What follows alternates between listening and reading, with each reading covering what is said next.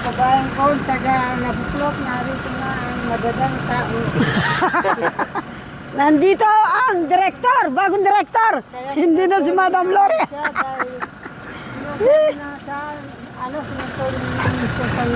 Sinusuli. Purugay! Parang, Ang tukay no! parang ano lang parang hiniram lang Habay sinusuli. siya makakamunya mintan.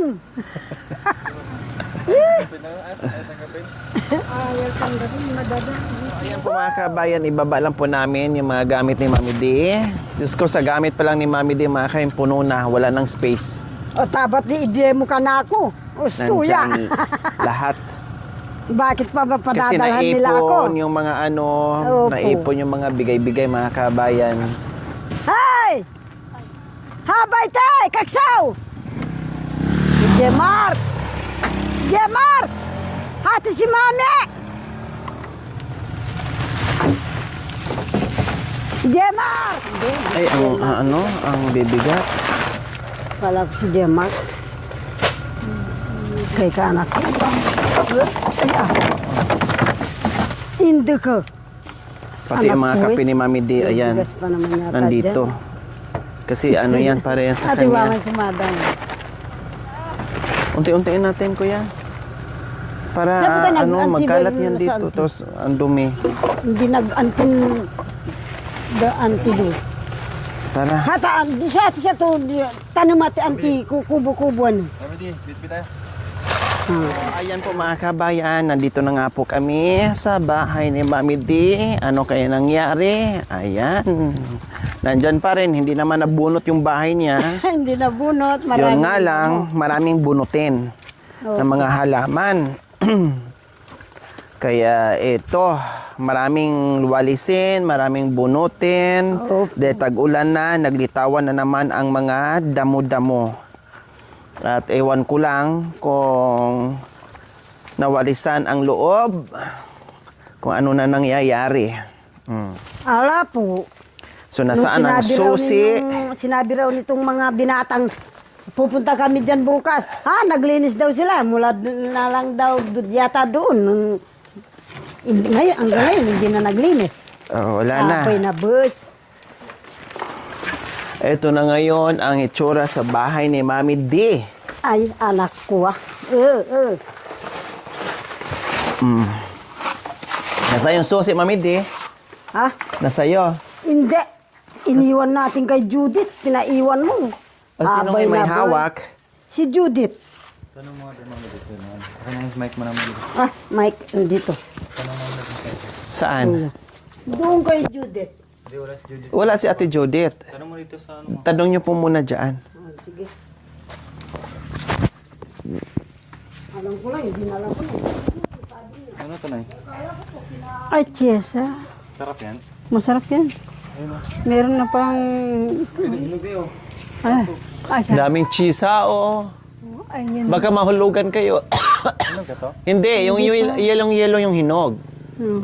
Alanganin pa yan, yung yellow, yun ang hinog. Gusto pang alisin ni Mami D yan, sabi ko wag. Kailang, ano yan eh, maraming makukuhang vitamina dyan mga kawin. Kailang hindi siya kaaya-aya kainin. Akala mo pupo lang. Sarap no? Malalagyan ka ng dagta. Ganun ay. Aray, oo. Oh, matigas pa yan. Yung yellow pa. Yan ang hinog Yun niya. ang ano, nyug na. Yun oh. Masarap yan. Hindi. Sobrang putik, walang tubig. Walang tubig. Tingnan mo Hilaw yung, pa yan. tingnan mo yung... Ay, hello, Tay. Ito po, okay lang po, Tay. Sobrang busy po. Grabe yung busy. Tingnan mo yung binitaw ni Ate Lori dito.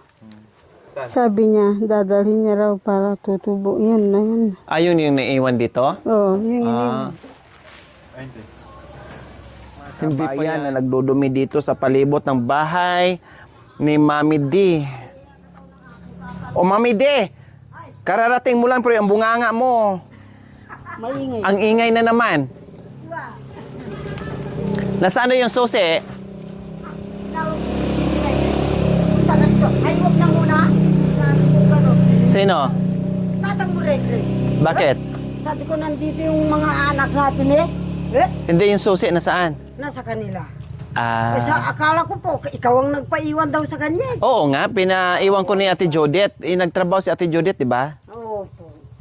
Sa Porac daw. Oo. Um, Ganyan yung ano ni Mami D. Taratatat araw-araw dito. Hindi, kararating pa. Kararating na. Ba.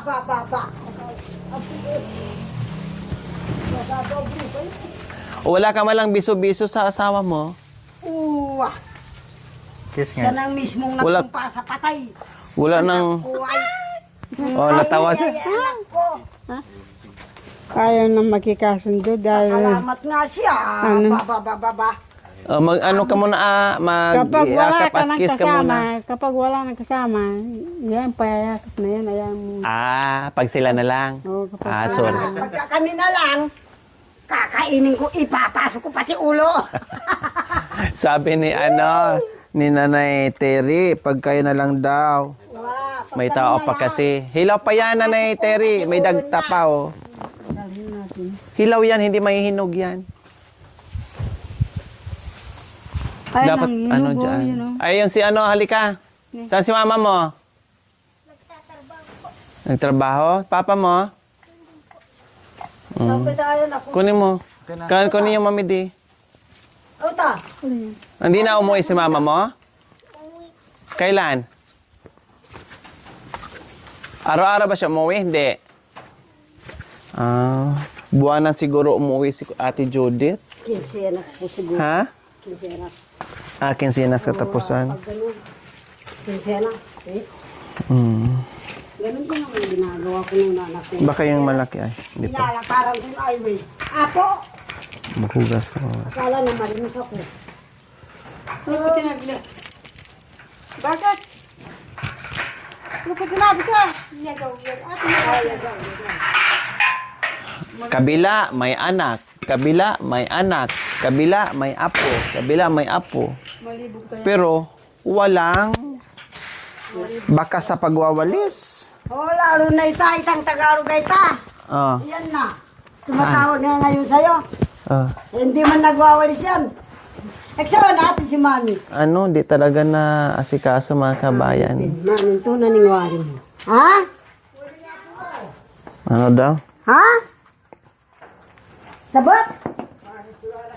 Nagsawa na. Pangpasok natin yung mga wala talagang walis to mga kabayan.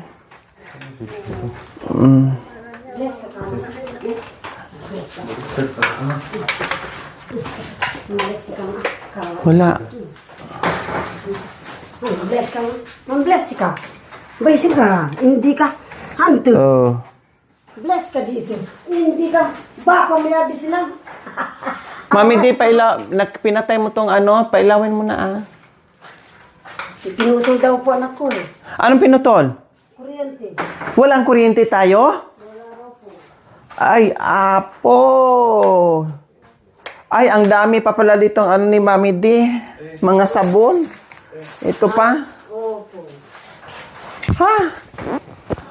May mga bigas din. Ang dami pang bigas ni Mami D. Saan ang naglilinis dito? So, ayan, may mga bigas pa. Unahin pa to ni Mami D, mga kabayan. Ayan. Opo, hindi man May kayo mga bigas. tumuloy dito. Tapos, yung mga grocery nandito pa.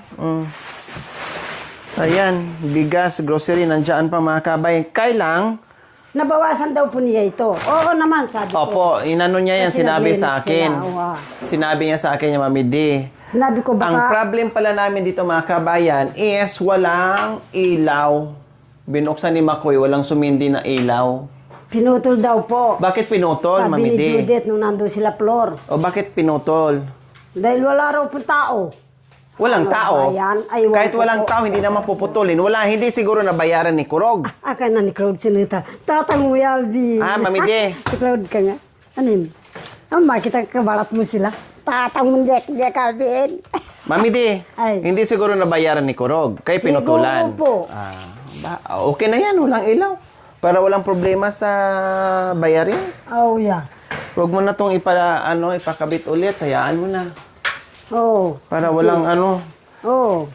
Buti na lang pala, kasi hindi magkasya yung ref. Kasi sabi ko, yung luma kong ref mga kabayan, matibay pa naman. Sayang naman i-junk shop ko. Sayang naman itapon ko na magandang pa Hindi naman. po.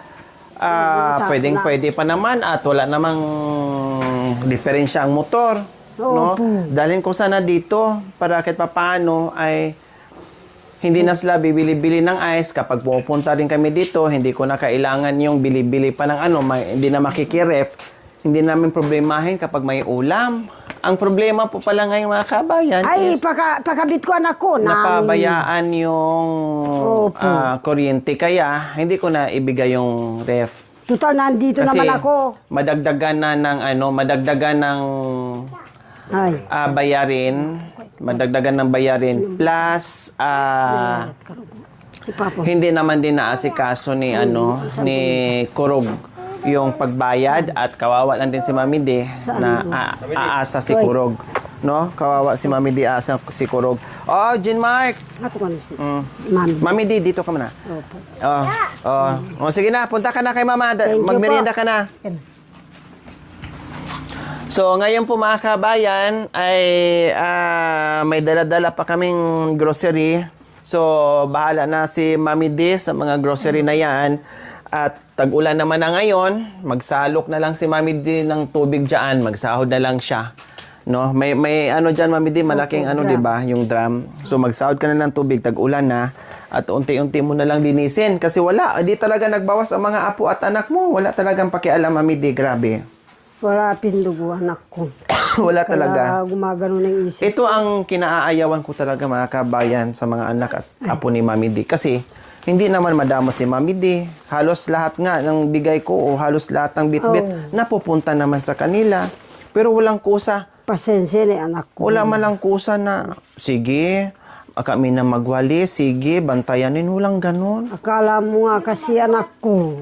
Pero pag merong hingiin, akala mo kung makapiga, ay ganun-ganun na lang mga kabayan. Akala lang meron silang pinapatago. Akala nila si Mami D ay gripo. Alam mo yun, tapos yung ganito lang kasimple na, ano ba naman yung magwalis-walis lang dyan? Na magpulot-pulot dyan. Apo, Sobrang oy. bigat ba yon? Kung ako to, kapitbahay ko to si Mami D, wala kayong makikitang ganyan kadumi mga kabayan. Hindi aabot sa ganyan kadumi, pero wala. Noong bata ako, anak ko dyan sa babae, hindi Wala. masailan din ah. Ang gusto lang talaga ng mga kabayan yung hingian si Mami D.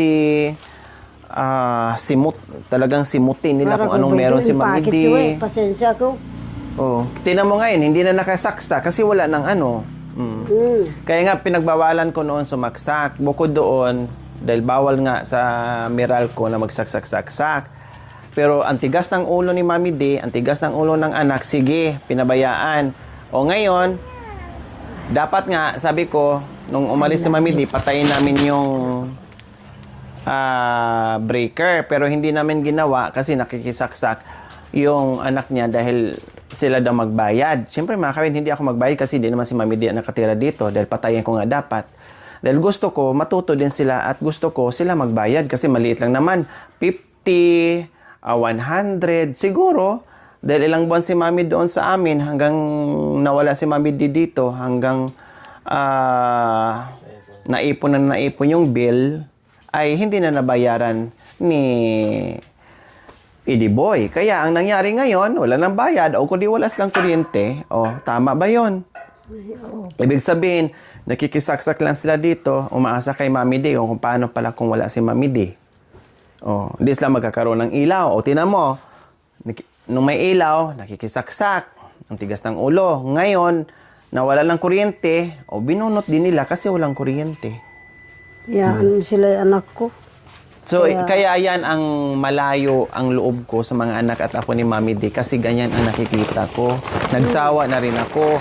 1, 2, 3, 4, 5, 6, 7, 8, 10 beses o 10 chance na binibigay ko. Hindi naman nagbabago.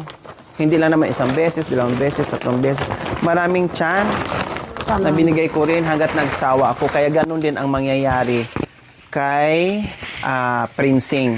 kapag umabot sa bilang ko, Anak ko. ganun din ang mangyayari. Ayaw ko na din, no? At goodbye Philippines. So, ganun po mga kabayan.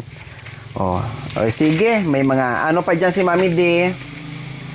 Meron pang mga bigas. Unahin mo yung gamit, Mami D, ha? Ito, ihuli mo muna. No? Unahin mo yung una. Baka mamay, master, i-check mo rin. And then, yung mga grocery mo rin dito nasa kahon. No? Nasa kanyang grocery mo. Ano mo din yon, ihuli mo, unahin mo muna yung mga sabon, yung mga nandoon na naiwan dyan, mga grocery. Yan yung po muna ang, gamitin. Panghuli mo lahat ng grocery na inano ko sa'yo.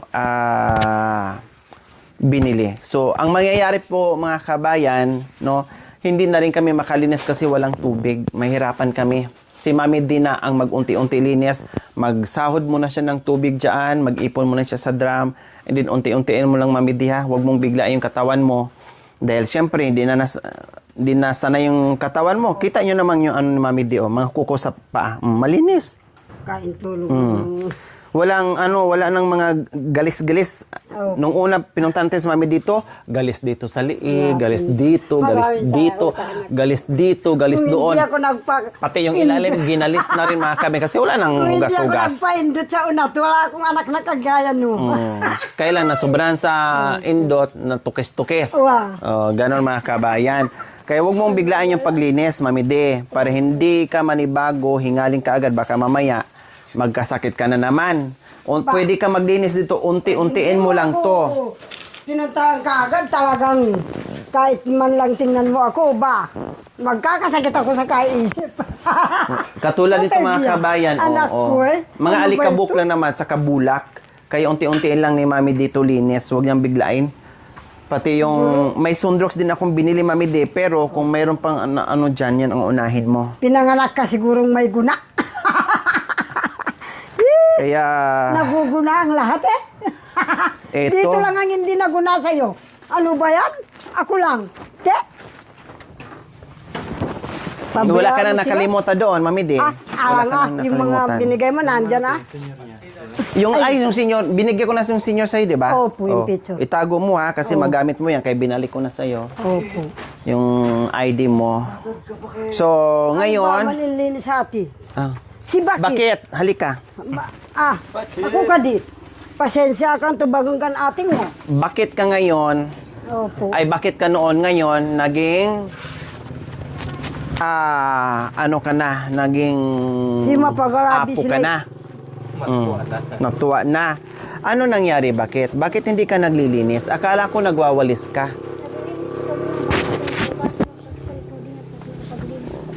Hindi ka na nakapagwalis nung pasukan. Eh, bakit Sabado-Linggo? Oh, wala naman pasok Sabado-Linggo. Pumapasok ka ba? O hindi na? Bakit hindi ka na pumasok? Ha? Ha? Pumapasok ka ngayon?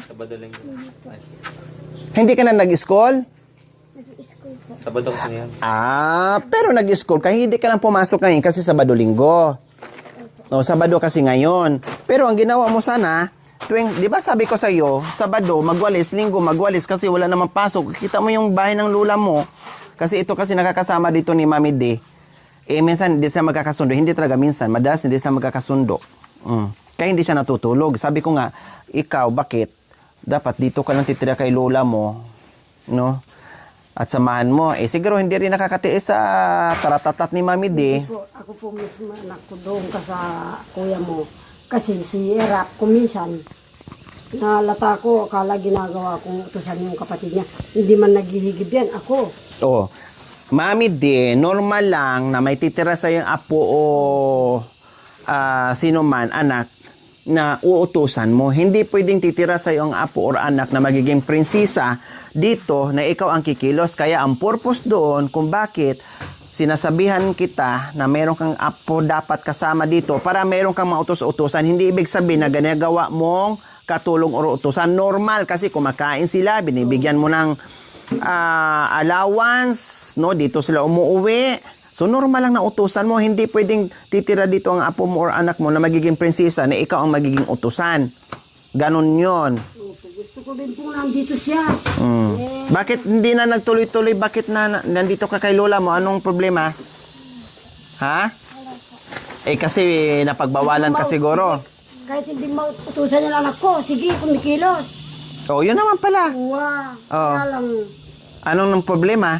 Bakit hindi na... Nahalata ko nga si Erap, parang galit siya eh. Sabi ko, doon ka muna sa kanila. Pero manggamit yan, nandyan. Nandyan sa... Sa Duraba. Yung damit niya yung iba. Oh. Sabi ko, ba't hindi mo kinukuha yung ano mo doon? Saka pumunta ka doon. Saka pumunta kasi sa Sambales yan. Nag-enjoy. Baka nag-boyfriend ka na? Mag-asawa ka na ba? Ha? Ay, apo. So, ayan ang problema. Eh ngayon, pumunta ako dito, hindi ako nagsabi, hindi ako tumawag kasi sabi ko, oh sige, naglinis daw sila. Si Ate Judith ang inutos ko dito, nandyan sa kanya yung susi. Kailang, si Ate Judith ay nagkasakit si Tatay Greg, nagkasakit si Tatay Greg po mga kabayan, nagtrabaho si Ate Judith. Kailang hindi nag-inform sa akin si Ate Judith na nagtrabaho siya para sana mapagawa ko yung susi or iwanan kung sino yung pwedeng maglinis-linis dito. Kasi dapat si Ate Judith, kasi kung walang trabaho si Ate Judith mga kabayan, talagang nalilinisan to ni Ate Judith. Kasi dati siya naman ang iniiwan dito, malinis, na-maintain niya. Yun nga lang, ay nagtrabaho, no? Para masuportahan si Tatay Greg mga kabayan, hindi na naharap dito at iniwan sa mister niya na si Tatay Greg at sila na lang ang nagwawalis dito. At sila nabakit, nandito lang naman. Yung anak, nandito lang naman. Asawa ni Kurog, nandito lang naman. Si Kurog, nandito lang naman. Malaki naman itong anak ni Kurog. Hindi rin malinis-linisan. Kung may bunganga lang yung mga dumi, huy, damputin mo naman ako. Huy, walisin mo naman ako. Ano ilok ka? Oh. Ba't kayo naman di ka mukha? Wala. Yun ang problem. Kaya noon, napapagbigyan ko, malapit ang ano ko sa kanila. No, naawa ako. Grabe lahat. Pero lumagpas na kasi ng 10 chance mga kabayan. Nagbaka sakali akong ma-realize, matuto, magpakabait. No? Pero wala. Kaya din lang ako masisi kung bakit malayo ang loob ko sa kanila, ayaw ko sa kanila. Dahil walang pagbabago same at same pa din. Ang pasensya ko mga kabayan, marami. Humaba ng humaba. Pero wala, si Mami din nilang iniintindi ko mga kabayan. Diba? So ngayon, nandito tayo at nakita natin, hatid na natin si Mami D. So bahala na si Mami D dito mga kabayan. At